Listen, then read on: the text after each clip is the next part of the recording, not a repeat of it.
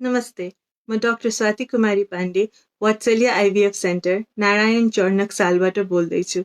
आज हामी polycystic ovarian syndrome र अर्ली ओभेरियन एजिङको बारेमा कुरा गर्न गइरहेछौँ। यो दुईटा टपिक चाहिँ दुईटा एक्सट्रिम कन्डिसनहरू हो। पोलिसिस्टिक ओभेरियन सिन्ड्रोममा चाहिँ हामी अल्ट्रासाउन्ड गर्दाखेरि धेरैवटा अन्डा देख्छौँ भने चाहिँ अर्ली ओभेरियन एजिङमा चाहिँ हामीले अल्ट्रासाउन्ड गर्दाखेरि चाहिँ एकदम न्यूनतम एकदम थोरै अन्डा देख्छौँ। त्यही भएर यो दुईटै टपिकको बारेमा आज दुईटा एक्सट्रिम भएको हुनाले कुरा सँगै गर्न खोजेको। सो सबभन्दा पहिला चाहिँ हामी पहिला प्रेग्नेन्सी कहाँबाट सुरु हुन्छ त्यहीँबाट फेरि सुरु गरौँ है। सो हरेक महिलाको एउटा पाठेघर, त्यसको छेउमा दुईटा नली अनि दुईटा अण्डाशय हुन्छ। हरेक महिना एउटा अण्डाशयबाट चाहिँ एउटा अन्डा ठुलो भएर आउँछ। कुनै महिना चाहिँ लेफ्टबाट आउँछ, कुनै महिना त्यो राइटबाट आउँछ। त्यो अन्डा ठुलो साइजको 18 देखि 22 mm को भइसकेपछि चाहिँ त्यो फुट्छ अनि भित्रको अन्डा बाहिर आएर नलीमा बस्छ। त्यो चाहिँ नलीमा तपाईँको 24 घण्टा बस्छ अनि अब त्यही 24 घण्टाको वरिपरि सम्पर्क भएको खण्डमा चाहिँ श्रीमानले शुक्राणु चाहिँ योनिमा छोड्नुहुन्छ, जसमध्ये सबभन्दा राम्रो शुक्राणु माथि गएर नलीमा त्यो अन्डालाई भेटाई नलीमै बच्चा बनाउँछ। नलीमा सानो रौँहरू हुन्छ र नलीको आफ्नो मोसन हुन्छ। यो दुईटैले चाहिँ बनेको बच्चालाई झकालेर पाठेघरमा पुर्याउँछ। अब त्यो बच्चा चाहिँ नलीबाट पाठेघर आउन चाहिँ 7 दिन टाइम लाग्छ, 1 हप्ता टाइम लाग्छ। त्यसपछि त्यो आएर चाहिँ पाठेघरमा टाँसिन्छ र 9 महिना हुर्किन्छ। यसरी यो प्रेग्नेन्सी हुने। सो आजको मेन टपिक भनेको दुईटा एक्सट्रिम, एउटा अर्ली ओभेरियन एजिङ र पोलिसिस्टिक ओभेरियन सिन्ड्रोम। यसमा चाहिँ कुन लेभलमा प्रब्लम हुन्छ भन्दाखेरि पोलिसिस्टिक ओभेरियन सिन्ड्रोममा चाहिँ त्यो जुन अन्डाहरू हुन्छ त्यो चाहिँ महिनामा चाहिँ एउटा अन्डा त्यो ठुलो भएर आउन नसक्ने हुन्छ। अनि अर्ली ओभेरियन एजिङमा चाहिँ त्यो अन्डाशयमा भएको अन्डाको सङ्ख्या नै कम हुन्छ। अब पहिला चाहिँ म अर्ली ओभेरियन एजिङको बारेमा कुरा गर्छु, किनभने यो समस्याको बारेमा चाहिँ धेरैजनालाई थाहा छैन अनि यो नेपालमा चाहिँ धेरै कमन पनि छ। सो पहिला चाहिँ त्यसको बारेमा कुरा गर्छु, त्यसपछि चाहिँ म पोलिसिस्टिक ओभेरियन सिन्ड्रोममा जान्छु। अब अर्ली ओभेरियन एजिङ सुरु गर्नुभन्दा अगाडि चाहिँ अन्डाको सङ्ख्या चाहिँ के हुनुपर्ने हो, अन्डा कतिवटा चाहिन्छ जिउमा, पहिला त्यहाँबाट सुरु गरौँ। कुनै पनि महिलाको सबभन्दा धेरै अन्डा कुन बेला हुन्छ भन्दाखेरि चाहिँ जब त्यो महिला चाहिँ आफ्नो आमाको गर्भमा हुन्छ। त्यतिखेर जब त्यो 4-5 महिनाको मात्रै हुन्छ त्यतिखेर म्याक्सिमम नम्बर अफ अन्डा हुन्छ। जब एउटा महिला जन्मिन्छ उसँग चाहिँ 3 देखि 4 करोड अन्डा हुन्छ र जब ऊ महिनावारी उसको सुरु हुन आँटेको हुन्छ त्यहाँबाट घटेर अन्डाहरू 3 देखि 4 लाखमा झर्छ। सो महिनावारी सुरु हुने बेलासम्मै नै तपाईँको अन्डा निकै कम भइसकेको हुन्छ, 3 to 4 लाख मात्रै बाँकी हुन्छ। त्यसपछि जब महिनावारी सुरु हुन्छ हरेक महिना हन्ड्रेड्स अन्डाहरू त्यहाँबाट सयौँमा निस्किन्छ अनि त्यसमध्ये चाहिँ 20वटा छनौट भएर आउँछ। त्यो 20वटा चाहिँ हामी अल्ट्रासाउन्ड गर्दाखेरि चाहिँ त्यो 20वटा मात्रै देख्छौँ अनि त्यो 20वटा मध्ये पनि एउटा मात्रै ठुलो भएर आउँछ जुन बच्चा बनाउने क्षमताको हुन्छ। अनि त्यसबाट प्रेग्नेन्सी भएन, त्यो महिना तपाईँ गर्भ बसेन भने चाहिँ 20वटै अन्डा खेर जान्छ अनि अर्को महिना चाहिँ फेरि 100-200 नयाँ अन्डा आउँछ, जसमध्ये फेरि 20वटा छनौट हुन्छ, जसमा त्यो 20वटा मध्ये पनि फेरि एउटा मात्रै निस्किन्छ अनि त्यसबाट फेरि प्रेग्नेन्सी भएन भने फेरि नै सबै नै अन्डा खेर जान्छ। सो यसरी चाहिँ कुनै पनि महिलाको हरेक एक महिना चाहिँ अन्डाहरू घट्दै जाने हो।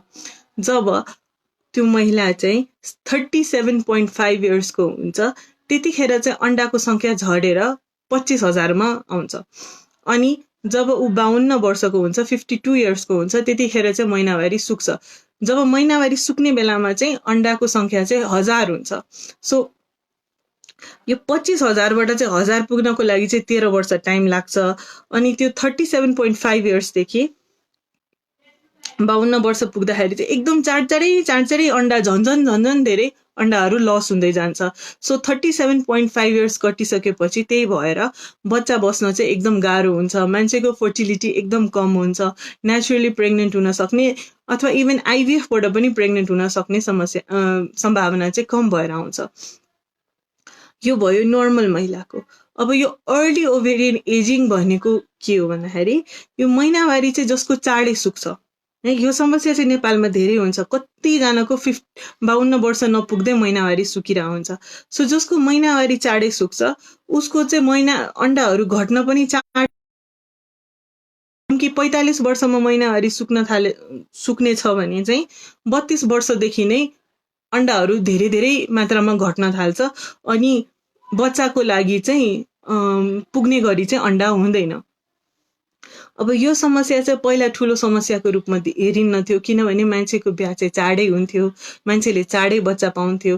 अब अहिले आएर चाहिँ महिलाहरू धेरै जस्तो क्यारियरिस्ट भएका छन्, करियरमा फोकस गर्दाखेरि बिहा पनि ढिलो हुन्छ अनि बच्चा पनि प्लानिङ ढिलो गर्दाखेरि चाहिँ 32-33कै वर्षमा आउँदाखेरि हामीले अल्ट्रासाउन्ड गर्दाखेरि चाहिँ निकै कम अन्डा देख्ने पनि भएको छ। कहिलेकाहीँ चाहिँ 3टा 4टा अथवा टोटलमा 10भन्दा मुनि अन्डाहरू देखेको पनि छ। सो यसलाई चाहिँ अर्ली ओभेरियन एजिङ भन्छ। यो चाहिँ टोटल महिलाहरूमध्ये चाहिँ 10% हुन्छ भनेपछि चाहिँ 10 जनामा 1 जनालाई यो समस्या हुन्छ। यो चाहिँ टोटलमा, तर नेपालमा चाहिँ मेरो विचारमा योभन्दा धेरै नै छ। म अहिलेको टाइममा चाहिँ एउटा स्टडी गर्दैछु यसको बारेमा कि नेपालमा ठ्याक्क कतिजनालाई यो समस्या छ। अब यसको बारेमा चाहिँ अहिलेसम्म कुनै डेटा चाहिँ आए छैन, त्यो निकाल्न प्रयासमा चाहिँ छु, तर नेपालमा चाहिँ यो अझै धेरै देखिन्छ। अब संसारकै कुरा गर्दाखेरि चाहिँ 100 जनामा चाहिँ 10 जनामा चाहिँ यो समस्या हुन्छ। समयभन्दा अगाडि नै अन्डा घटिहुने। अब हजुरहरूले गुड न्युज भन्ने मुभी हेर्नु भएको छ भने चाहिँ हालसालै एउटा निस्केको फिल्म, त्यसमा त्यो सिनेमामा पनि करिना कपुरलाई चाहिँ यही समस्या थियो। उसको बच्चा बस्न सकेका थिएन अनि ऊ डक्टर कहाँ जाँदाखेरि चाहिँ डक्टरले उसलाई तपाईँको समय नपुग्दै तपाईँको अन्डाहरू कम भएको छ, तपाईँको अन्डा सय चाहिँ तपाईँभन्दा बुढो छ भन्ने खालको डायग्नोसिस दियो। अनि त्यसमा चाहिँ उसको आइभीएफ गर्यो अनि आइभीएफबाट प्रेग्नेन्सी भयो। सो म त्यही समस्याको बारेमा कुरा गर्दैछु। अब यसको सब मुख्य यो हुने कारण भनेको जेनेटिक नै हो। आफ्नो मम्मीको अथवा हजुरआमाको महिनावारी चाँडै सुकेको थियो भने चाहिँ आफ्नो पनि चाँडै सुक्छ अनि आफ्नो अन्डा पनि चाँडै नै घटेर जान्छ। तर त्यति मात्रै होइन, अरू कारणहरू पनि हुन्छन्, जस्तो कि चुरोट खाने, अटो इम्युन रोग। अटो इम्युन रोग भनेको आफ्नै जिउको कुनै अङ्गलाई चाहिँ आफ्नै जिउले चाहिँ मारिदिने नराम्रो ठानेर त्यो अङ्ग चाहिँ अन्डाशय पर्यो भने चाहिँ हाम्रो जिउले आफ्नै अन्डाशयलाई चाहिँ ब्याक्टेरिया तानेर मारिदिन सक्छ। सो अटोइम्युन रोगले पनि हुनसक्छ अथवा एन्डोमेट्रियोसिसको समस्याले हुनसक्छ, क्यान्सरको ट्रिटमेन्टले हुनसक्छ अथवा कुनै अपरेसनले पनि यो हुनसक्छ। यिनी कारणहरूले गर्दाखेरि चाहिँ अन्डाशय चाहिँ चाँडै नै अन्डाहरू घट्ने हुन्छ। अब अरू कुनै सिम्पटम्स अनफर्चुनेटली यसको हुँदैन, कुनै पनि महिनावारीको गडबडी पनि हुँदैन, केही समस्या हुँदैन। सो मान्छेले चाहिँ यो हतपत थाहा पाउन सक्दैन। जब चाहिँ बच्चा प्रयास गरिन्छ अनि बच्चा बस्दैन त्यतिखेर जचाउँदाखेरि हुने डायग्नोसिस हो यो। तर हामीले चाहिँ के गर्न सक्छौँ भन्दाखेरि हाम्रो घर परिवारमा यस्तो हिस्ट्री छ, जब हाम्रो मम्मीहरूको महिनावारी चाँडै सुकेको छ भने चाहिँ बेलामै आएर डक्टर कहाँ आफ्नो अन्डाको सङ्ख्या कति छ भनेर चेक गरे हुन्छ। अन्डाको सङ्ख्या कम देखेको खण्डमा चाहिँ हामीले अगाडि नै त्यो अन्डालाई चाहिँ प्रिजर्भ गरेर राखे हुन्छ। प्रिजर्भ गरेर राख्नु भनेको अहिले मानौँ हामी 30 वर्षको हुँदाखेरि चाहिँ चेकअपको लागि आउँदाखेरि अनि अन्डा कम देखियो भने अनि तुरुन्तै बच्चा पाउन मन छैन भने चाहिँ हामीले त्यो अन्डाहरूलाई चाहिँ निकालेर अन्डाहरूलाई फ्रिज गरेर राख्न सक्छौँ। अनि भोलि पर्सि जब बच्चा पाउन मन हुन्छ त्यतिखेर चाहिँ त्यो अन्डाको प्रयोग गरेर बच्चा बनाउन मिल्छ। किनभने अब चाँडै महिनावारी सुक्ने भएपछि, चाँडै बच्चा पाउने क्षमता हराउने भएपछि चाहिँ भोलि पर्सि 35-36 वर्षकै उमेरमा आफूबाट चाहिँ बच्चा हुन सम्भव नहुन सक्छ। अनि त्यस्तो भएको बेलामा चाहिँ ग्लानी हुनुभन्दा चाहिँ बेलामै आएर अन्डा फ्रिज गरिदिएको भए पछि गएर चाहिँ आफ्नै बच्चा पाउन सकिन्छ। धेरैजना फिल्म स्टारहरू जो चाहिँ अहिले करियर ओरिएन्टेड हुन्छन्, भोलि चाँडै बिहा नगर्ने, चाँडै बच्चा नपाउने प्लानमा उनीहरूले त रुटिनली नै गएर उमेर हुँदै अन्डाहरू फ्रिज गरेर राखेका हुन्छन्। सो अर्ली ओभेरियन एजिङ भएको मान्छेहरूको लागि चाहिँ एउटा यो अप्सन चाहिँ छ। अब मानौँ हजुरलाई यो समस्या छ, अन्डा कम हुने समस्या छ, हजुरले 3 वर्षदेखि घर बसेर ट्राई गर्नुभयो अनि प्रेग्नेन्सी भएन अनि अब डक्टर कहाँ आउँदाखेरि चाहिँ डक्टरले तपाईँको अन्डा निकै कम देखेको छ भनेर भन्यो। त्यस्तो बेलामा चाहिँ अब हजुरले के गर्ने, कसरी अगाडि बढ्ने? त्यस्तो बेलामा चाहिँ मेरो सुझाव तपाईँ आइभीएफतिर जानु भनेर हुन्छ। आइभीएफमा जानुभयो भने चाहिँ तपाईँको आफ्नै बच्चा हुने सम्भावना हुन्छ। अनि इनकेस हजुरको आफ्नो अन्डाबाट चाहिँ बेबी हुन सकेन भने भोलि पर्सि डोनरको अप्सन चाहिँ सधैँ भइरहेको छ कि तपाईँ डोनर अन्डा लिएर बच्चा चाहिँ जुन बेला पनि बनाउन सक्नुहुन्छ। तर आफ्नो अन्डा भएकै बेलामा चाहिँ तपाईँले आफ्नो अन्डाबाट प्रेग्नेन्सी ट्राई गर्नुभयो भने पो सम्भव हुन्छ आफ्नै बच्चा हुने। सो त्यो तर मानौँ तपाईँले चाहिँ कहिले प्रेग्नेन्सी नै ट्राई गर्नु भएको छैन अनि अब भर्खरै ट्राई गर्दाखेरि चाहिँ तपाईँ सुरुमै डक्टरकोमा आउनुभयो अनि तपाईँको सुरुमै डायग्नोसिस चाहिँ तपाईँको एएमएच एकदम कम छ, तपाईँको अन्डा एकदम कम छ भन्ने छ भने चाहिँ अब के गर्ने, आइभीएफमै जाने हो कि? त्यस्तो होइन। जसको अन्डा कम छ अथवा एएमएच कम छ उनीहरूले नेचुरली पनि बच्चा पाउन सक्छ। तर तपाईँले चाहिँ धेरै दिन चाहिँ कुरेर बस्न मिल्दैन किनभने हजुरको क्षमता चाहिँ चाँडै हराएर जान सक्छ बच्चा पाउने। सो हजुर भर्खरै बिहा गर्नु भएको छ भने चाहिँ नडराइकन 6 महिना जति चाहिँ ट्राई गर्नु। 6 महिना ट्राई गर्दा गर्दा पनि प्रेग्नेन्सी भएन भने चाहिँ नेक्स्ट स्टेप चाहिँ तपाईँ आइभीएफतिर लाग्दा हुन्छ। किनभने एएमएच जति कम भए पनि मैले नेचुरली प्रेग्नेन्सी भएको देखेकै छु। अनि अन्डाको अर्ली ओभेरियन एजिङमा चाहिँ अन्डाको क्वालिटी चाहिँ घटी हुँदैन, सङ्ख्या मात्रै कम हुने हो। तर त्यो 2-3टा अन्डा जुन हुन्छ तिनीहरू पनि राम्रो क्वालिटीको हुन्छ र बच्चा बनाउने क्षमताको हुन्छ। सो तपाईँले पहिला ट्राई गर्नु भएको छैन भने चाहिँ तपाईँको एएमएच कम हुँदा हुँदा पनि 60% मान्छे नै 6 महिनाभित्र प्रेग्नेन्ट हुन्छन्। अनि इनकेस तपाईँ त्यो 40% नहुनेमा पर्नु भयो भने चाहिँ हजुर चाहिँ बेलामै आइभीएफतिर लाग्नु। बेलामै आइभीएफ गर्नुभयो भने चाहिँ तपाईँको आफ्नै चाइल्ड हुन सक्छ। अब यो आइभीएफ भनेको चाहिँ के हो? आइभीएफमा चाहिँ हामी तपाईँको मैले अघि भनेको थिएँ एउटा अन्डा ठुलो भएर आउँछ अनि बाँकी सबै खेर जान्छ। सो आइभीएफमा चाहिँ हामीले जुन जो खेर जाने अन्डाहरू हो सबलाई जोगाउन ट्राई गर्छौँ। सो तपाईँको 7वटा अन्डा देखिया छ भने अल्ट्रासाउन्डमा 7वटै अन्डालाई जोगाएर 7वटै अन्डालाई बाहिर निकालेर अनि 7वटैबाट बच्चा बनाउन प्रयास गर्छ। त्यो बनेको बच्चालाई चाहिँ त्यसपछि पाठेघरभित्र राखिदिन्छौँ। यसरी तपाईँ प्रेग्नेन्ट हुन सक्नुहुन्छ। अब यो भयो आइभीएफको कुरा। यसमा चाहिँ आइयुआईको चाहिँ रोल हुँदैन। यो क्वेसन आइयुआई गर्न मिल्छ कि मिल्दैन म्याम भनेर धेरैजनाले हामीलाई सोध्छन्। यसमा चाहिँ आइयुआईको कुनै पनि रोल हुँदैन। आइयुआई भनेको चाहिँ पुरुषको समस्याको लागि हो। पुरुषको शुक्राणु कम भएको बेलामा चाहिँ हामीले एउटा मसिनमा राखेर त्यो शुक्राणुलाई प्रोसेस गर्छ अनि राम्रो शुक्राणुको छनौट गरेर पाठेघरभित्र राखिदिन्छ।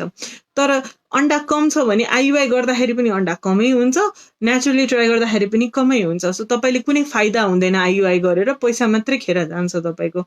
इफ अन्डा कम छ भने चाहिँ नेक्स्ट स्टेप भनेको नेचुरलबाट भएन भने चाहिँ नेक्स्ट स्टेप भनेको आइभीएफ नै हो। अनि आइभीएफबाट सक्सेस रेट राम्रै छ। एउटा अन्डा आएको मान्छे पनि प्रेग्नेन्ट भएको छन्, 4वटा अन्डा आएको मान्छे पनि ट्विन्ससम्म पनि बसेको छ। त्यही भएर चाहिँ अन्डा कम हुँदैमा चाहिँ हरेस चाहिँ खानु भएन, बेलामा चाहिँ उपचार गराउनु पर्यो। अनि तुरन्तै प्रेग्नेन्सीको प्लान छैन भने चाहिँ एटलिस्ट अन्डालाई चाहिँ फ्रिज गरेर राखिदिनु भयो भने भोलि पर्सि आफ्नै बच्चा हुनसक्छ। अब यो भयो फर्टिलिटीको समस्या जुन चाहिँ आइपुग्छ अर्ली ओभेरियन एजिङले गर्दा। तर अन्डा कम भएमा अरू समस्याहरू पनि आउँछ, जस्तो कि चाँडै महिनावारी सुक्ने, जुन त मैले भनेकै थिएँ, अनि हड्डीहरू कमजोर हुने, मुटुको रोग लाग्ने। जो मान्छेको महिनावारी ढिलो सुक्छ हैन, उसको लाइफ पनि लामो हुन्छ, ऊ धेरै दिन बाँच्छ एज कम्पेयर टु जसको चाहिँ महिनावारी अगाडि सुक्छ। सो चाँडै बुढो पनि हुन्छ। जति चाँडो तपाईँको अन्डाहरू सकिन्छ त्यति चाँडो मान्छे बुढो हुन्छ, त्यति कम बाँच्ने हुन्छ है। सो यो एउटा कुरा भयो। अब अर्को मलाई धेरै मान्छेहरूले सोध्ने भनेको हाम्रो अन्डा कम छ, त्यो त बुझेँ, तर हाम्रो अन्डा बढाउन मिल्छ कि मिल्दैन भनेर पनि धेरैजनाले सोध्छन्। अब यसको अनफोर्चुनेटली आन्सर के हो भन्दाखेरि अन्डा चाहिँ एकचोटि घट्यो भने चाहिँ हामीले त्यसलाई बढाउन चाहिँ मिल्दैन। जति अन्डा लिएर हामी जन्मेको हुन्छौँ त्योभन्दा चाहिँ हाम्रो जिन्दगीमा चाहिँ घट्दै घट्दै घट्दै नै जाने हो जबसम्म चाहिँ महिनावारी सुक्दैन। सो मान्छे चाहिँ बुढो हुनुबाट आफूलाई रोक्न नसके जस्तै कुरा हो। यो अन्डा चाहिँ कहिले पनि घटिसकेपछि चाहिँ फेरि ल्याउन सकिँदैन। अब अहिले हालसालैको समयमा चाहिँ एकदम धेरै रिसर्चहरू चाहिँ कि हामीले कुनै PRP को इन्जेक्सन दिएर हुन्छ कि अन्डाशयमा, अथवा अन्डाशयमा कुनै इन्जेक्सन दिएर हुन्छ कि, अथवा अन्डाशयको अलिकति भाग निकालेर राख्दियो फ्रिज गरेर अनि पछि त्यसैलाई ट्रान्सप्लान्ट गरेर हुन्छ कि। तर त्यो सबै कुराहरू अहिले रिसर्चमा छ। कुनै कुनै मान्छेले यसले फाइदा भएको भन्छ, कुनै कुनैले चाहिँ भएको छैन भन्छ। अहिले चाहिँ उपचारकै रूपमा कुनै पनि कुरा आएको छैन जसले चाहिँ हजुरको अन्डाको सङ्ख्या बढाइदिन सक्छ। सो इफ तपाईँ अर्ली ओभेरियन एजिङको पेसेन्ट हो भने चाहिँ कि त हजुरले नेचुरली पाउने, नेचुरली सक्नु भएन भने आइभीएफ हो, त्यसबाट पनि भएन भने नेक्स्ट अप्सन चाहिँ अनफोर्चुनेटली डोनर आइभीएफ हो, जसमा चाहिँ हामीले डोनरको अन्डा लिएर अनि श्रीमानको शुक्राणु लिएर बच्चा बनाउने अनि हजुरको पाठ्यघरमा राख्ने। यो बाहेक अन्य अप्सनहरू चाहिँ अहिले हालसालै चाहिँ छैन। यो भयो अर्ली ओभेरियन एजिङको कुरा। अब अर्ली ओभेरियन एजिङ चाहिँ थाहा पाउनको लागि चाहिँ हामीले AMH भन्ने होर्मोन हेर्छौँ। AMH को भ्याल्यु चाहिँ 2 भन्दा मुनि आइरहेछ भने चाहिँ तपाईँको अन्डा एकदम घटी भइरहेछ भनेर बुझ्यो। अथवा अन्डा हामी अल्ट्रासाउन्डमा काउन्ट गर्छौँ, त्यसलाई चाहिँ एन्ट्रल फोलिकुलर काउन्ट भन्छ। यो चाहिँ तपाईँको नर्मल मान्छेको 20वटा जति हुनुपर्ने हो, उमेर साथ घट्दै जाने हो। तर अब यो चाहिँ तपाईँको भनौँ 30 वर्ष जतिको हुनुहुन्छ अनि अल्ट्रासाउन्डमा चाहिँ तपाईँको 10वटा जति अन्डा देखिरहेछ भने चाहिँ त्यो भनेको चाहिँ अन्डा कम भएको हो। उमेर अनुसार अन्डाको काउन्ट अलिअलि फरक चाहिँ पर्छ, तर हुनुपर्ने भन्दा 50% भन्दा कम छ भने चाहिँ त्यो कम अन्डा भनेर बुझ्यो। अनि अर्को चाहिँ हामीले FSH होर्मोन हेर्न सक्छौँ। FSH को भ्याल्यु पनि अलिकति हायर रेन्जमा चाहिँ हुन्छ यो समस्या भएको बेलामा। अब नेक्स्ट हामीले कुरा गर्न आँटेको टपिक चाहिँ polycystic ovarian syndrome. Polycystic ovarian सिन्ड्रोमको बारेमा धेरैजनालाई थाहा पनि छ, यो एकदम कमन पनि छ। हरेकजना 5 जना हाम्रो इन्फर्टिलिटी क्लिनिकमा प्रब्लम लिएर आउँदाखेरि चाहिँ एकजनाको समस्या पोलिसिस्टिक ओभेरियन सिन्ड्रोम नै हुन्छ। पोलिसिस्टिक ओभेरियन सिन्ड्रोममा चाहिँ तपाईँको इन्सुलिन होर्मोनको गडबडीले हुने हो। यो इन्सुलिन होर्मोनको गडबडीले गर्दा हाम्रो जिउमा चाहिँ मेल होर्मोन, पुरुषको होर्मोन अलिकति चाहिने भन्दा धेरै मात्रामा हुन्छ। पुरुषको होर्मोन अलिकति धेरै मात्रामा भएको हुनाले हाम्रो बडीको सिस्टम नै पुरा बिग्रिन्छ। हरेक महिनामा जुन त्यो एउटा अन्डा बन्नु पर्ने थियो, जुन फुटेर आएर नलीमा बस्नु पर्ने थियो, त्यो हुन सक्दैन। एकैचोटि धेरैवटा अन्डा बढ्न खोज्छ र कुनै पनि राम्ररी ग्रो गर्न सक्दैन। सबै अन्डाको क्वालिटी कम्प्रोमाइज हुन्छ। यो सामान्य तरिकाले बुझ्दाखेरि मानौँ एउटा टेबलमा चाहिँ 3 जनालाई पुग्ने गरी खाना राखिरहेछ अनि त्यसलाई चाहिँ 12 जनाले खान खोज्यो भने चाहिँ त्यो 12 जना चाहिँ भोकै हुन्छ, कसैलाई पनि खाना पुग्दैन, कसैलाई पनि न्युट्रिसन पुग्दैन, हैन? सो त्यस्तै कुरा हुन्छ। एकैचोटि होर्मोन चाहिँ तपाईँले थोरै अन्डाको लागि हुन्छ, तर एकैचोटि धेरैवटा अन्डा बढ्न खोज्दाखेरि चाहिँ कुनै पनि राम्रो क्वालिटीको हुँदैन, राम्ररी फङ्सन गर्न सक्दैन अनि त्यसले जुन बच्चा बनाउन पर्ने क्षमताको हुनुपर्छ त्यस्तो चाहिँ हुन सकिरहेको हुँदैन है। अब पोलिसिस्टिक ओभेरियन सिन्ड्रोम भएको मान्छेको नेचुरल प्रेग्नेन्सी हुन्छ कि हुँदैन भन्ने क्वेसन पनि धेरैजनाले सोध्छन्। नेचुरल प्रेग्नेन्सी चाहिँ नहुने चाहिँ होइन, सम्भावना मात्रै घटी हुने हो। नर्मल मान्छेले वर्षमा 12 चोटि अवसर पाउँछ प्रेग्नेन्ट हुनको लागि, एउटा अन्डा हरेक महिना फुटेको हुनाले। तर पोलिसिस्टिक ओभेरियन सिन्ड्रोम भएको मान्छेको चाहिँ कहिले 1.5 महिनामा पिरियड आउँछ, कहिले 4 महिनामा पिरियड आउँछ, कोहीको चाहिँ 6 महिनामा पिरियड आउँछ, कसैको वर्षमा एकचोटि पिरियड आउँछ। पिरियड आउने बेला नै हो, पिरियड आउनुभन्दा 14-15 दिन अगाडि चाहिँ अन्डा फुटेको हुन्छ। सो जति थोरै पिरियड आउँछ त्यति थोरै अवसर पाउनुभयो तपाईँ प्रेग्नेन्ट हुनको लागि। अनि अन्डा चाहिँ केही भएर बनेर फुटिहाल्यो भने पनि पाठेघर कहिलेकाहीँ चाहिँ मिलेको हुँदैन, किनभने सबै कुरा चाहिँ होर्मोनको हिसाबले ठ्याक्क मिलेको हुन्छ। सो कहिलेकाहीँ चाहिँ अन्डा फुटिहाल्यो भने पनि पोलिसिस्टिक ओभेरियन सिन्ड्रोम भएको मान्छेको पाठेघरको वातावरण मिलेको हुँदैन बच्चाको लागि।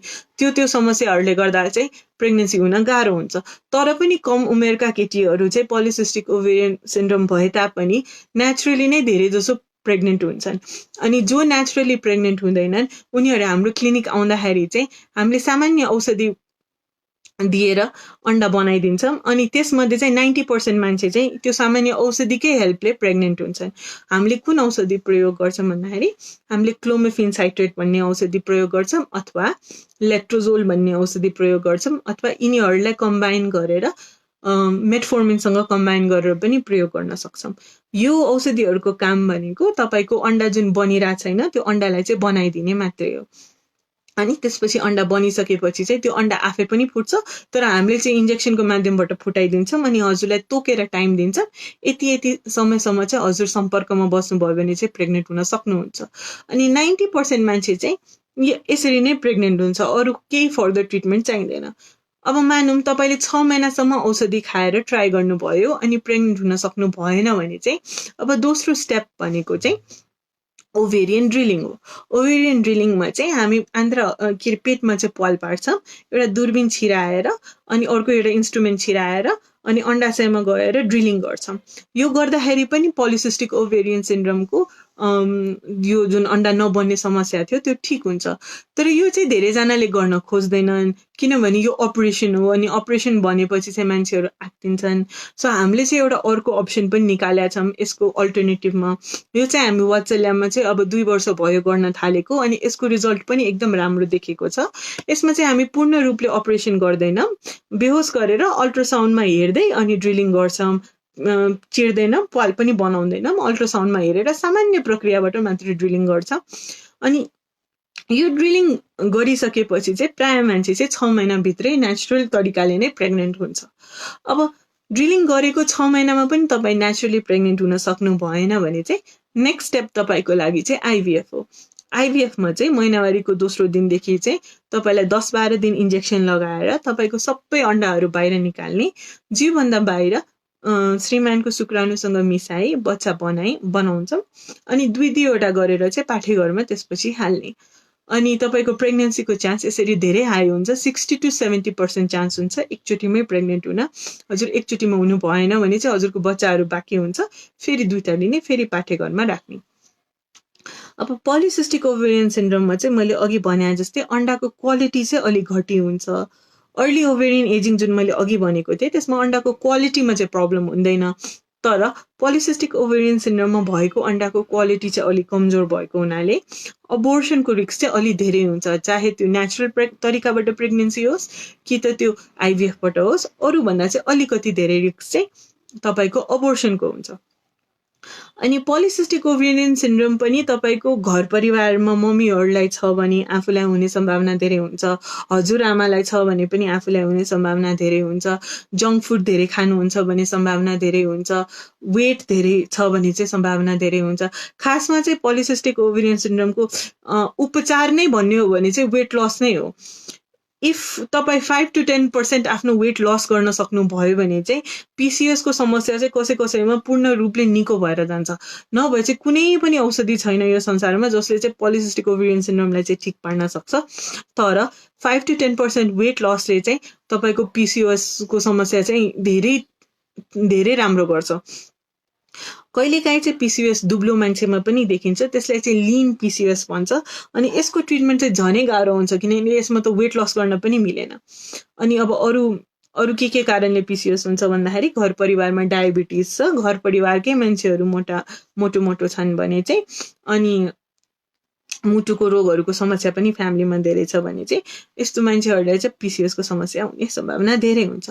अनि अब इनकेस पिसिओएसको समस्या छ भने चाहिँ मैले इन्फर्टिलिटी हुन्छ भनेर भने, बच्चा पाउन गाह्रो हुन्छ भनेर भने, तर त्यति मात्रै होइन अरू रोगहरू पनि भोलि पर्सि लाइफमा हुने चान्स हुन्छ, जस्तो कि चिनी रोग लाग्न सक्छ, मुटुको रोग लाग्न सक्छ, मोटापा सम्बन्धित जे रोगहरू हुन्छ त्यो सबैको रिस्क अलिकति बेसी हुन्छ। अनि सुत्दाखेरि घुर्ने समस्या धेरै हुन्छ। इभन पाठेघरको क्यान्सरको समस्या पनि अरूभन्दा चाहिँ अलिकति धेरै देखिन्छ किनभने पिसिओएसमा चाहिँ एस्ट्रोजन भन्ने होर्मोन धेरै हुन्छ। सो पिसिओएसको बारेमा जानकारी हुनु चाहिँ त्यही भएर जरुरी छ। अनि पिसिओएसको समस्या छ भने चाहिँ फर्स्ट लाइन चाहिँ तपाईँले वेट लस गर्न ट्राई गर्नुपर्छ। अनि अरू हजुरहरूले गर्न सक्ने भनेको चाहिँ जङ्क फुडहरू नखाने, हेल्दी खानेकुराहरू खाने, अहिले वाटरमेलनको सिजन छ वाटरमेलन खाने, अनि सागहरू धेरै खाने, भाइटामिनहरू अलि धेरै सेवन गर्ने, प्लास्टिकको कपमा नखाने, त्यसमा जिनो एस्ट्रोजनहरू हुन्छ, मेकअप प्रडक्ट्सहरू पनि हेरेर लगाउने, कतिवटा मेकअप प्रडक्ट्सहरूमा पनि जिनो एस्ट्रोजन्सहरू भएर त्यसले चाहिँ पिसिओएसको रोग ल्याउन सक्छ। सो यो भयो मेन पिसिओएसको बारेमा। अनि पिसिओएसमा पनि आइयुआईको चाहिँ कुनै रोल छैन। आइयुआई चाहिँ जहिले पनि पुरुषको समस्याको लागि हो, महिलाको समस्याको लागि चाहिँ होइन। अब क्वेसन्सहरू चाहिँ हेरौँ।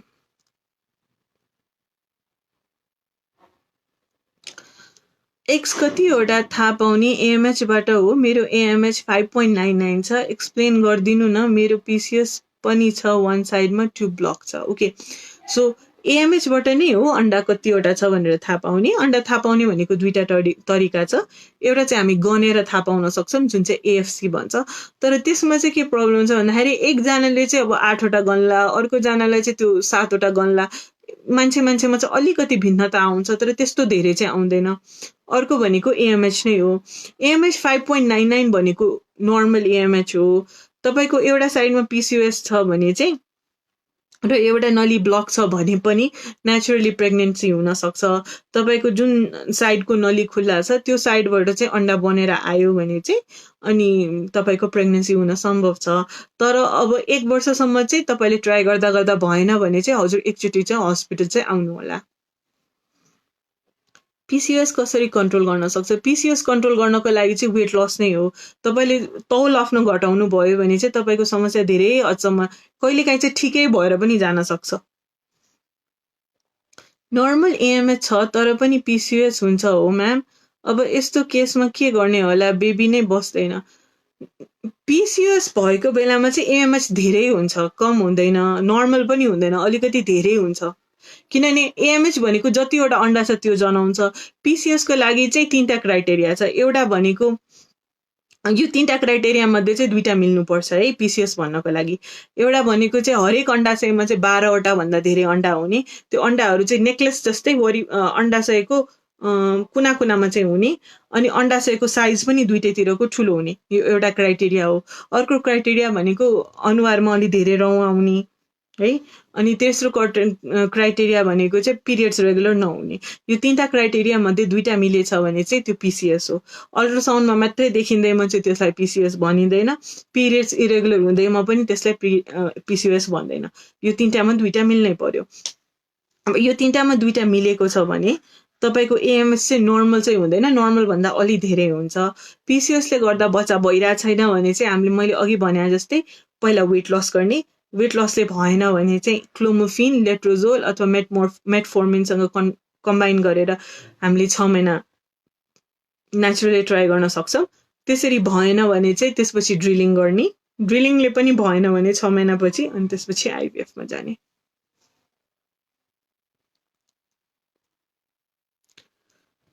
ओके, आइभिएफ कतिको एजमा गर्दा ठिक हुन्छ?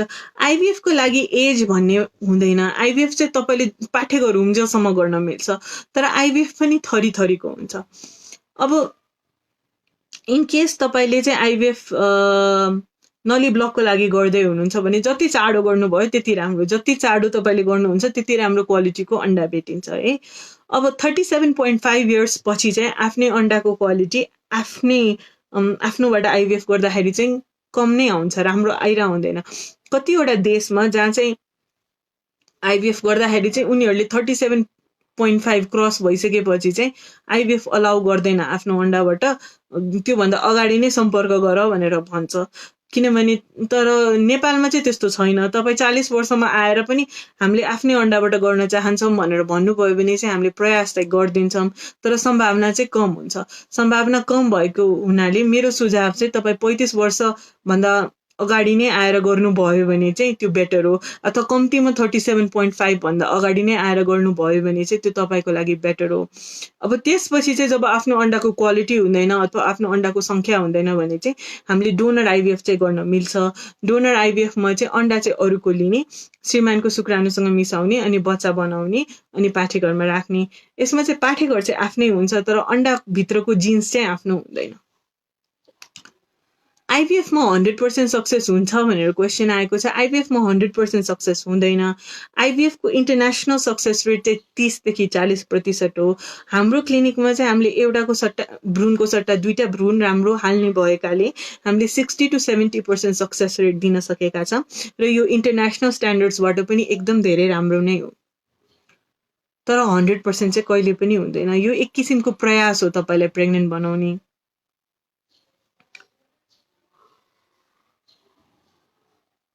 म्याम राम्रैसँग चाहने बित्तिकै बेबी बस्दा दुवै पटक हार्टबिट नो हार्टबिट भएको थियो, किन होला? दुवैपटक नो हार्टबिट हुनु भनेको मिस्ड अबोर्सन हो। मिस्ड अबोर्सन चाहिँ तपाईँको 2 चोटि भएको छ भने चाहिँ 3rd चोटि नहुन सक्ने सम्भावना चाहिँ 70% हुन्छ, त्यही भएर नआत्तिनु। इनकेस तपाईँको 3rd चोटि पनि भयो भने चाहिँ त्यसपछि चाहिँ जाँच गर्नुपर्ने हुन्छ। कतिपय चाहिँ त्यो बच्चाको खराबीले हुन्छ। बच्चाको खराबी भनेको मानौँ तपाईँ र तपाईँको श्रीमतीकै जिन्समा केही खराबी छ भने चाहिँ बच्चाले त्यही खराब जिन पाउँछ अनि त्यसपछि चाहिँ ग्रो गर्न सक्दैन। त्यसको उपचार चाहिँ छ प्रिजेनेटिक डायग्नोसिस भनेर, तर पहिला चाहिँ त्यो थाहा पाउनु पर्यो। सो इनकेस 3rd चोटि पनि त्यस्तो भयो भने चाहिँ त्यो बच्चाको चाहिँ जाँचको लागि पठाउनु। बच्चाको जाँचमा खराबी आयो भने चाहिँ आफ्नो र आफ्नो श्रीमतीको जिनको जाँच गर्नुपर्छ, जसलाई चाहिँ कार्योटाइप भन्छ। त्यो बाहेक अरू कारणहरू पनि हुन्छ, जस्तो कि अटो इम्युन डिजिज। महिलाको अटो इम्युन डिजिज छ भने चाहिँ आफ्नो बच्चालाई चाहिँ नराम्रो ठानेर महिलाले को जिउले आफै मारिदिन सक्छ। सो त्यस्तो भएको बेलामा पनि औषधि हुन्छ, एस्पिरिन र लो मोलेकुलर वेट हेपारिन भन्ने, जुन चाहिँ हामीले चलाउन मिल्छ त्यो रोगको डायग्नोसिस भयो भने। सो अन्य कारणहरू हुन्छ।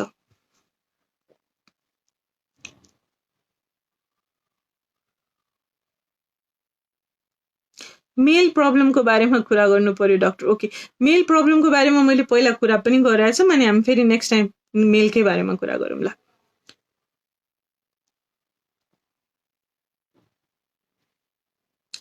भैरवामा चाहिँ हाम्रो छैन क्लिनिक हजुर। हजुर अहिले चाहिँ हाम्रो काठमाडौँमै छ अनि एउटा शाखा चाहिँ नेपालगञ्जमा छ।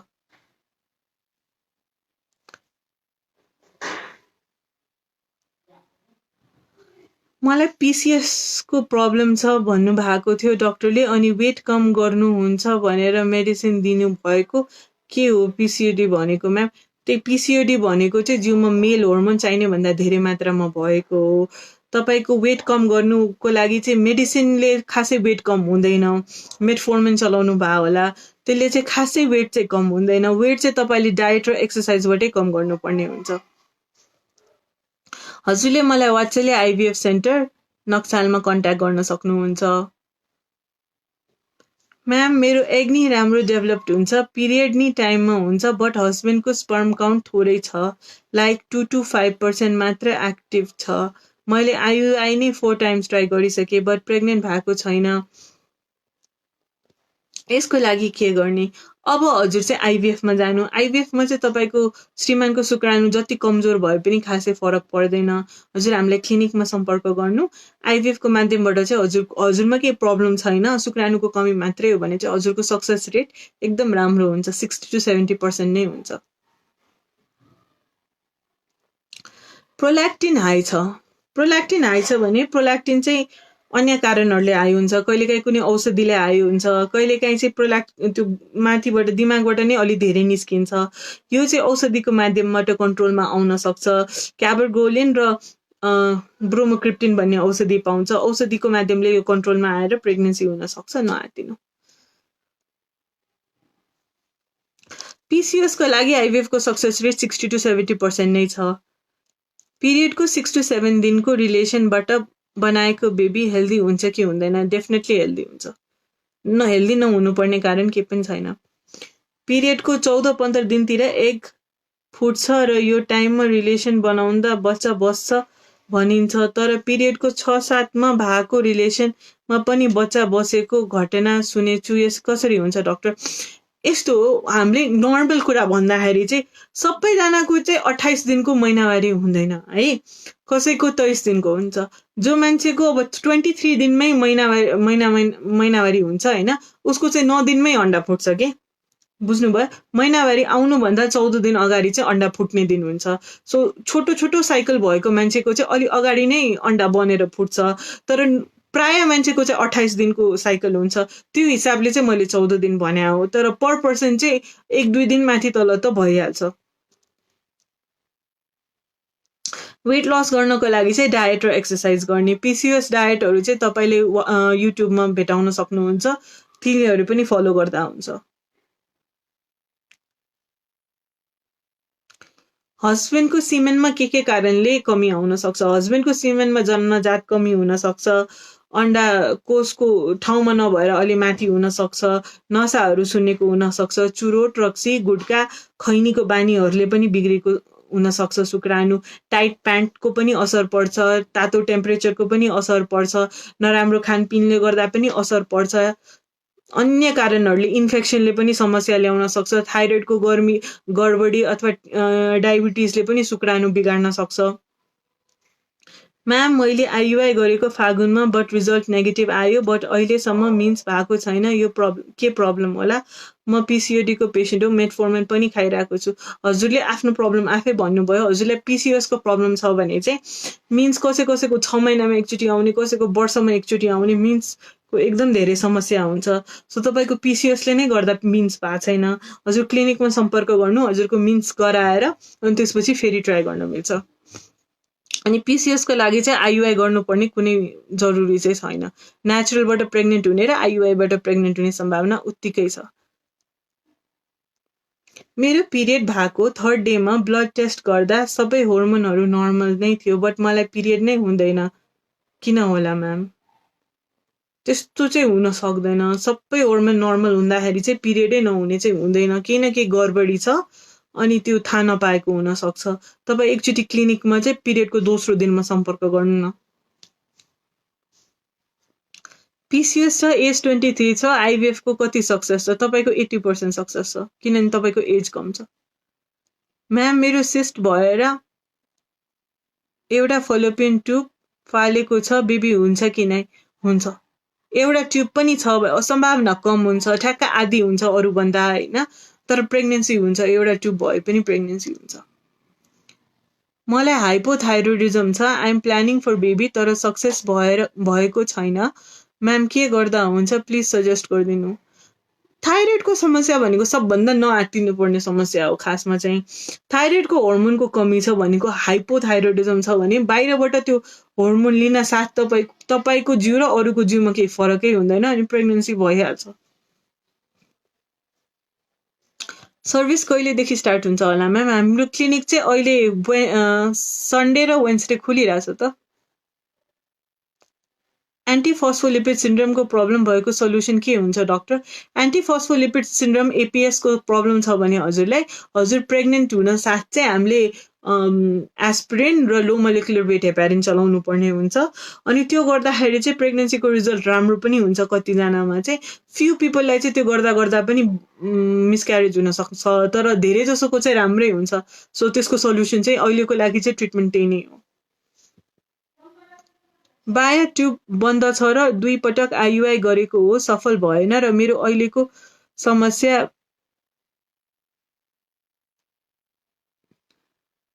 मेडियमको सेक्समा कमी आएको छ आइयुआई को कारण त होइन मैले बुझेन यो क्वेशन चाहिँ sorry what is male factor infertility What is male factor infertility? Male factor infertility भनेको पुरुषमा हुने समस्याले गर्दा बच्चा नबस्ने हो अब पुरुषको समस्या अन्य कारणले हुन सक्छ मैले पहिला पनि यसको बारेमा फेसबुक लाइभहरू गरेको थिएँ अनि अब फेरि आउने पनि गर्छु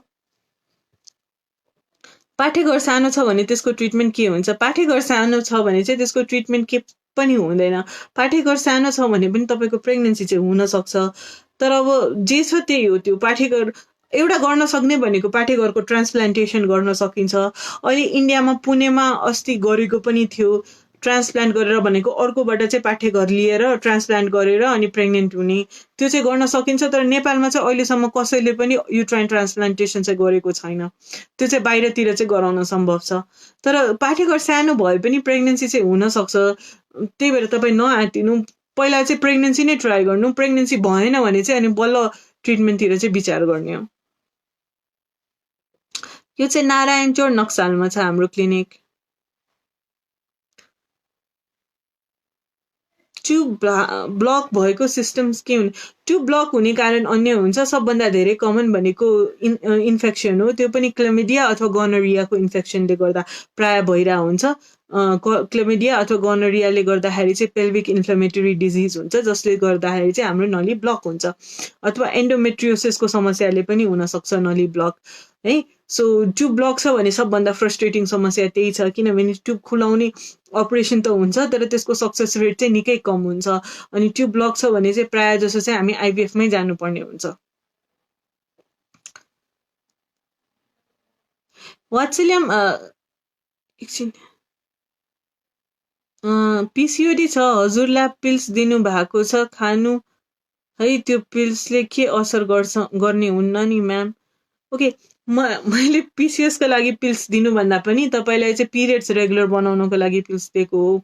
पिल्स भनेको एउटा यस्तो औषधि हो जसले चाहिँ अब असरै साइड इफेक्टै नभएको केही कुरा चाहिँ होइन, तर पिल्स चाहिँ नराम्रो कुरा चाहिँ होइन। तपाईँले पिल्स खानुभयो भने चाहिँ तपाईँको भोलि पर्सि चाहिँ अन्डाशयको क्यान्सरको सम्भावना घट्छ, पाठेघरको क्यान्सरको सम्भावना घट्छ होइन। यसको एकदम धेरै बेनिफिट पनि छ। महिनामा चाहिँ तपाईँको पिरियड हुन्छ, नचाहेको बेलामा बच्चा बस्दैन। सो एज अ ट्रिटमेन्ट पनि पिल्स चाहिँ युज हुन्छ। कतिजनाले चाहिँ 6 महिना पिल्स खाएर रोकेपछि चाहिँ पिरियड्स पनि रेगुलर भएर आउँछ, त्यो भएर पिल्स हामी प्रिस्क्राइब गर्छौँ। अब पिल्स चाहिँ कस्तो मान्छेले खानु हुँदैन भन्दाखेरि चाहिँ जो एकदम धेरै मोटो छ, जसलाई चाहिँ एकदम हाई ब्लड प्रेसर छ, अथवा एकदम सिभियर डायबिटिज छ, अथवा माइग्रेनको रोग छ, त्यस्तो मान्छेहरूले चाहिँ लिनु भएन। अरूहरूले खाँदाखेरि चाहिँ त्यसले नराम्रो गर्दैन, बरु कतिवटा राम्रो कुरा नै गर्छ त्यसले। नेपालगञ्जमा हाम्रो वात्सल्य भनेर नै क्लिनिक छ। मिसक्यारेजको 25-26 डे पछि पिरियड भएको, अब लगातार प्रेग्नेन्सी ट्राई गर्दा पोजिटिभ भयो अनि बेबीलाई कुनै प्रब्लम हुन्छ कि हुँदैन? नेपालमा पहिला के भन्थ्यो भन्दाखेरि एकचोटि मिसक्यारेज भयो भने चाहिँ 6 महिनापछि बल्ल बच्चा पाउनु है भन्थ्यो, 2-3 महिना कम्तीमा कुर्नु है भन्थ्यो। तर त्यो एकदम पुरानो मान्यता हो। अहिलेको मान्यताले के भन्छ भन्दाखेरि तपाईँलाई यो महिना मिसक्यारेज भएको छ भने तपाईँ अर्कै महिनादेखि ट्राई गर्दा हुन्छ, बरु 6 महिनाभित्र बसेको बच्चा चाहिँ झन् हेल्दी हुन्छ। एएमएच नर्मल छ, मेटफोर्मिनले मिन्स रेगुलर भएको छ, बट प्रेग्नेन्सी भएको छैन। तपाईँको प्रेग्नेन्सी 1 वर्षसम्म भएको छैन भने चाहिँ हजुर क्लिनिकमा सम्पर्क गर्नु। तपाईँकै समस्याले यो भइरहेछ भन्ने 100% छैन, यो महिला र पुरुष दुवैजनाको समस्या हो। त्यही भएर श्रीमानलाई लिएर आउनु होला अनि हामी दुवैको चेकअप एकचोटि पूर्ण रूपले राम्ररी गरौँ।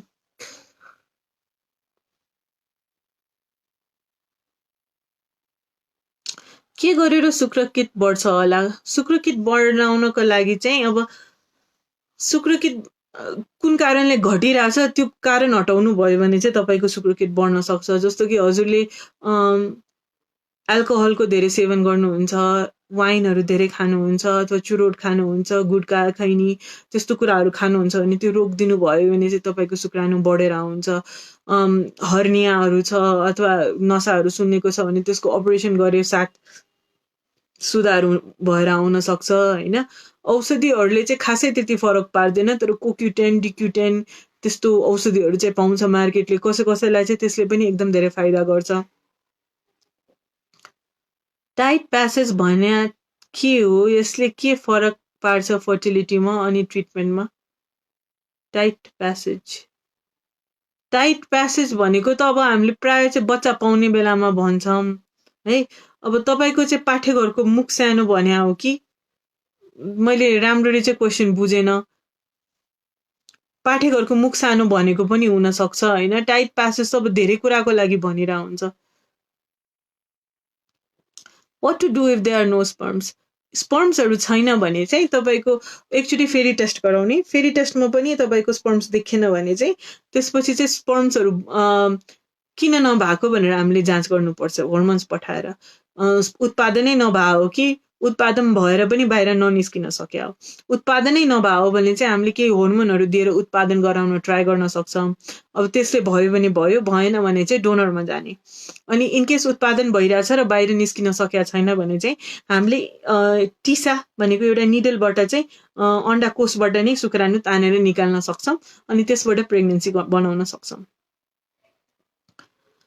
थाइरोनोर्म 150 mg खाइरहेको छु। 2 years अगाडि मिक्स्ड अबोर्सन भएको थियो। सो अहिले प्लान गर्दा नि सक्सेस भएको छैन, के गर्नु? सो 2 वर्षको ग्याप भइसक्यो भनेपछि चाहिँ एकचोटि क्लिनिक नै आउनु, एकचोटि पूर्ण रूपले जाँच गर्नुपर्छ। किनभने अबोर्सन भइसकेपछि चाहिँ कहिलेकाहीँ अबोर्सन हुन साथै इन्फेक्सन भएर नलीहरू ब्लक भएको हुनसक्छ। एकचोटि हेर्नुपर्ने चाहिँ हुन्छ। अनि हाम्रो क्लिनिक बुटवलमा चाहिँ अहिलेसम्म चाहिँ छैन। विवाह भएको 8 वर्ष भयो, 3 वर्षदेखि सँगै छौँ।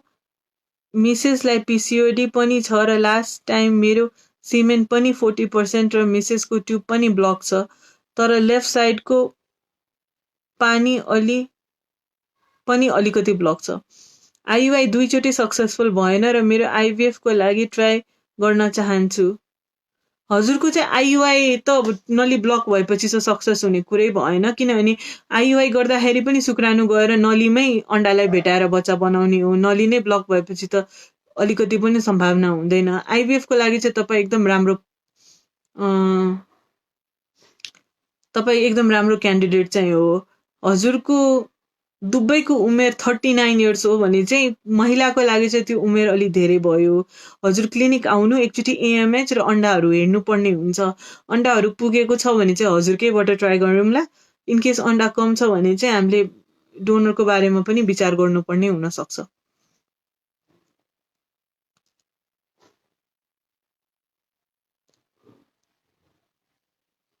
ट्युब ब्लक कसरी थाहा पाउने? ट्युब ब्लकको लागि जाँच हुन्छ। एउटा हामीले हिस्टेरोसाल्फिङ्गोग्राम अथवा एचएसजी गर्न मिल्छ, अथवा हामीले चाहिँ गरेर थाहा पाउन एसएसजी गरेर पनि थाहा पाउन सक्छौँ, सोनोसाल्फिङ्गोग्राम। मिस्ड अबोर्सन भएपछि फेरि ट्राई गर्नलाई सबै ल्याब टेस्टहरू गराउनु पर्छ कि पर्दैन? पर्दैन, तपाईँ ट्राई गर्नु। अनि तपाईँको खासमा चाहिँ हामीले टेस्टिङ गर्ने भनेको 2 चोटि अबोर्सन भइसकेपछि हो, किनभने एकचोटि अबोर्सन भएपछि चाहिँ नेक्स्ट टाइम कन्सेप्सन राम्रो हुने सम्भावना धेरै हुन्छ। 80-90% राम्रो हुन्छ तपाईँको नेक्स्ट प्रेग्नेन्सी। सो तपाईँले सबै टेस्टहरू गराउनु पर्दैन। 30 दिनमा 20 दिन ब्लड गइरहेको हुन्छ, के गर्नु पर्ला? ओके, त्यो एकदम फ्रस्ट्रेटिङ हो। महिनाको 30 दिनमा 20 दिन नै तपाईँको ब्लिडिङ हुन्छ भने चाहिँ तपाईँले होर्मोनको जाँचहरू गराउनु पर्ने हुन्छ है। हजुर एकचोटि क्लिनिकमा चाहिँ सम्पर्क गर्नु, किनभने यो एबनर्मल हो, यस्तो हुनु भएन। माइग्रेन हेडेकले मेडिसिन लिइरहेको फिमेललाई प्रेग्नेन्सीमा कस्तो इफेक्ट गर्छ? माइग्रेनको समस्या भएको मान्छेको प्रेग्नेन्सी चाहिँ अलिक गाह्रो हुन्छ। माइग्रेनको समस्या भएको मान्छे चाहिँ प्रेग्नेन्ट भयो भने चाहिँ प्रेग्नेन्सीमा चाहिँ हार्ट एट्याक हुने चान्स बढी हुन्छ, स्ट्रोक हुने चान्स बढी हुन्छ। सो इनकेस माइग्रेन भएको मान्छे प्रेग्नेन्ट भएको छ भने त्यो हाई रिस्क प्रेग्नेन्सीमै पर्छ होइन। अब माइग्रेन चाहिँ यो पार्ट अफ द वर्ल्डमा चाहिँ धेरै कमन छ, मलाई आफै पनि छ माइग्रेन। सो अलिकति केयरफुल चाहिँ हुनुपर्छ प्रेग्नेन्सीमा, हाई रिस्क युनिटमा चाहिँ गएर देखाउनु पर्ने हुन्छ। हाम्रो क्लिनिक चाहिँ नारायणचोर नक्सालमा छ। मिस्ड अबोर्सन भएपछि लेफ्ट साइडमा सिस्ट देखाएको छ, यसको उपचार के हुन्छ? सिस्टको कारण बेबी बस्नलाई प्रब्लम हुन्छ कि हुँदैन? हुन्छ। इफ सिस्टले होर्मोन निकालिरहेछ भने चाहिँ बच्चा बस्न समस्या हुनसक्छ।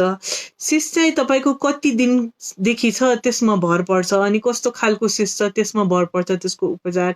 सिम्पल सिस्ट छ भने चाहिँ हामीले 6 महिना कुरेर हेर्न सक्छ, त्यो आफै हराएर जान्छ। तर कम्प्लेक्स सिस्ट छ भने चाहिँ अपरेसनै गरेर निकाल्नु पर्ने पनि हुनसक्छ। I hope to see you soon too. ल, यो भयो left sided oophorectomy. Now right sided PCOS. No any diabetes and thyroids. Okay, Elena जी, अनि हजुरको क्वेसन चाहिँ what to do? तपाईको एउटा अंडाशय छ अनि नली चाहिँ 2 चाहिँ छ भने चाहिँ तपाईले राइट साइडबाट चाहिँ प्रेग्नेन्सी ट्राई गर्न मिलिहाल्छ नि। हजुरको मेडिसिन दिएर अन्डा राइट साइडबाटै बनाउने, अनि त्यसबाट चाहिँ नेचुरली तपाईले ट्राई गर्नु। 6 मन्थ्स ट्राई गर्दाखेरि भएन भने चाहिँ तपाईले ल्याप्रोस्कोपिक अल्ट्रासाउन्ड गाइडेड ड्रिलिङ नै ट्राई गर्दा हुन्छ। त्यसको 6 मन्थ्समा पनि भएन भने चाहिँ बल्ल आइभीएफ कन्सिडर गर्दा हुन्छ। मेरो पिरियड्स रेगुलर छैन, यो मिन्स फर्स्ट टाइमदेखि नै यस्तो थियो, अनि डक्टरलाई चेकअप गर्दा ठिकै छ, होर्मोनको समस्या आफै ठिक हुन्छ भन्नुहुन्छ। मेरो विवाह भएको 5 इयर्स भइसक्यो अनि भएको छैन, के गर्नु पर्ला डाक्टर? तपाईको सुन्दाखेरि चाहिँ पिसिओएसको समस्या हो जस्तो लाग्यो। तपाईँ क्लिनिकमा आउनु, तपाईँको महिनावारीको दोस्रो दिनदेखि औषधि दिएर तपाईँको अन्डाहरू चाहिँ ठेलेर बनाइदिउने, अनि त्यसपछि भनेको बेलामा सम्पर्कमा बस्नु। त्यसरी पहिला ट्राई गरेर हेर्नु। थाइरोइड भएको छ भने प्रेग्नेन्सी हुन्छ कि हुँदैन? थाइरोइड कन्ट्रोलमा छ भने प्रेग्नेन्सी हुन्छ, अनकन्ट्रोल छ भने चाहिँ प्रेग्नेन्सी हुन गाह्रो हुन्छ। थाइरोइडको रोग देखिँदैमा चाहिँ प्रेग्नेन्सी नहुने होइन, तपाईँले चाहिँ औषधि चाहिँ खानुपर्ने हुन्छ। Every month lower abdominal pain र ब्याक एक हुन्छ before 10 days of period, what's the reason ma'am?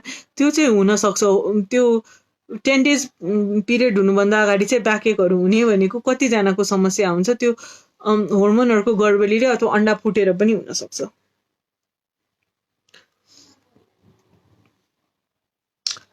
Miss, मेरो फेमिलीको दुवै ट्युब काटेर फालेको छ, अब फेरि बच्चा हुन्छ कि हुँदैन? हुन्छ, तपाईँले आइभीएफको माध्यमबाट चाहिँ बच्चा पाउन सक्नुहुन्छ। कुनै महिना देखिन्छ मात्रै, कुनै महिना उभिन्न नमिल्ने गरी रगत जान्छ, यस्तो के कारणले हुन सक्छ? यो पनि हर्मोनको समस्याले नै हो। तपाईँ एकचोटि आउनु, तपाईँको त्यो हुनसक्छ, तपाईँको पनि पिसिओएस हुनसक्छ, किनभने त्यसमा चाहिँ ब्लिडिङ भएको बेलामा चाहिँ एकदम धेरै हुन्छ अनि धेरै दिनपछि हुन्छ। तर अरू हर्मोनहरूको गडबडीले पनि हुनसक्छ, थाइरोइडहरूले गर्दा पनि हुनसक्छ, एकचोटि पूर्ण रूपले चाहिँ जाँच गर्नुपर्ने हुन्छ। फर्स्ट बेबी पनि अन्डा बनाउने बने, सुई लाएर भयो, थाइरोइड मेडिसिन र मेटफोर्मिन खाइरहेको छ, 5 वर्ष भयो, फर्स्ट बेबी भएको छैन। नेक्स्ट के छैन, अब 1 वर्ष क्रस भइसक्यो ट्राई गरेको भने चाहिँ एकचोटि क्लिनिकमा आउनु, अनि के मिल्या छैन त्यो मिलाएर अनि हामी उपचार गरौँला। पहिला चाहिँ तपाईँको पहिला नेचुरली बच्चा भएको छ भने चाहिँ अलिकति मात्रै केही नमिलेको होला, तपाईँको सामान्य उपचारले नै नेचुरली नै फेरि बच्चा हुन्छ होला। एकचोटि ब्लक भएर खोलेको ट्युबको फेरि ब्लक हुने चान्स पनि धेरै हाई हुन्छ, अनि ट्युबै नखुल्न सक्ने सम्भावना पनि धेरै हाई हुन्छ। ट्युबको सर्जरी अथवा उपचारको रिजल्ट राम्रो छैन, त्यही भएर ट्युबको समस्या हुँदैमा चाहिँ हामी आइभीएफ सजेस्ट गर्छौँ। थाइरोइड छ भनेको छ, बेबीलाई के इफेक्ट हुन्छ? बेबीलाई पनि थाइरोइड हुन्छ कि हुँदैन? बच्चालाई पनि थाइरोइड हुनसक्छ। थाइरोइड भएको आमाको बच्चा जन्मिन साथ थाइरोइडको जाँच पठाउनु पर्छ बच्चाको पनि। पाठे घरको चेक गर्दा केही भएको छैन, बट 2 चोटि भएको मिसक्यारेज मेरो के कारणले होला? यस्तो प्रब्लम हुँदा आइभीएफ गर्दा मिसक्यारेज नहुन सक्ला र? आइभीएफ भनेको चाहिँ तपाईँको प्रेग्नेन्ट हुने तरिका मात्रै फरक हो। नेचुरल प्रेग्नेन्सी र आइभीएफ प्रेग्नेन्सीमा केही फरक चाहिँ छैन। मिसक्यारेज हुँदैमा चाहिँ तपाईँले आइभीएफको तरिका अपनाउनु पर्छ भन्ने छैन। तपाईँ चाहिँ अब 2 चोटि नै भइसक्यो मिसक्यारेज, सो फेरि प्रेग्नेन्ट हुनुभयो अनि फेरि मिसक्यारेज भयो भने चाहिँ तपाईँले पूर्ण रूपले चाहिँ जाँच गराउनु पर्छ, आफ्नो पनि, त्यो बच्चा जुन जन्मिएको छ त्यसको पनि, अनि श्रीमानको पनि, अनि त्यसबाट चाहिँ बल्ल कारण थाहा पाउँछ। कहिलेकाहीँ चाहिँ कुनै कारण छैन भने चाहिँ नआत्तिनु, 2 चोटि मिसक्यारेज भयो भने 3rd चोटिमा चाहिँ त्यस्तो नहोला। आइयुआई र टिभीएसको कारणले महिनामा सेक्सको कमी त आउँदैन?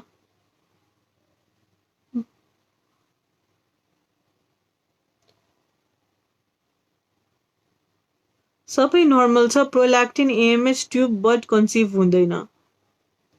श्रीमानको समस्या हुनसक्छ नि त, तपाईँको सबै राम्रो भएर मात्रै हुँदैन। इन्फर्टिलिटी चाहिँ दुवैजनाको समस्या हो, एकचोटि चाहिँ दुवैजनाको नै राम्ररी जाँच गर्नुपर्ने हुन्छ। म्याम, मेरो एक छोरा छ 5 वर्षको, त्यसपछि धेरै मोटाइहालेँ, बच्चा बस्दैन, कारण के होला म्याम? मोटाएर हो कि? मोटाएर पनि हुनसक्छ, तपाईँ वेट घटाएर हेर्नु, 5 to 10% नै वेट घटाउनु भयो भने चाहिँ फर्टिलिटी पनि हाई हुन्छ। I hope to see you soon too. Miscarriage भयो, कति मन्थमा बेबी बसाउँदा ठिक होला? हजुर नेक्स्ट मन्थदेखि नै ट्राई गर्दा हुन्छ, केही फरक पर्दैन। म्याम, मैले ओभरअल जी खाएर आउनु भन्नुभएको थियो, खाएर मिन्स भयो, त्यसपछि भएको छैन, त्यसको लागि के गर्ने होला? ओभरअल जी खाएर मिन्स भयो अनि त्यसपछि चाहिँ भएको छैन, अनि फेरि ओभरअल जी खानु भएको छैन भने चाहिँ एकचोटि आउनु न, हेर्छु, अनि ठिक छ भने चाहिँ फेरि विथड्रल ब्लिडिङ गराएर अनि गरौँला उपचार। ओके, क्वेसन्सहरू सक्यो। So thank you. हजुरले चाहिँ हाम्रो फेसबुक पेज अनि हामीलाई इन्स्टाग्राममा पनि हेर्दै गर्नु होला, हाम्रो वेबसाइट पनि हेर्दै गर्नु होला, युट्युब च्यानलमा पनि हामीले भिडियोहरू राखिरहेको हुन्छौँ, त्यो पनि हेर्दै गर्नु होला। अब हजुरहरूले मेल इन्फर्टिलिटीको बारेमा धेरै सोध्नु भएको छ, सो अब नेक्स्ट टाइम अथवा आउने 1-2 टाइममा चाहिँ हामी अब त्यसलाई मिलाएर कुरा गर्छौँ होला। Thank you. अनि अरू केही क्वेसन छ भने चाहिँ तल राख्नु, मिलेसम्म चाहिँ सबै क्वेसनको आन्सर गर्छौँ।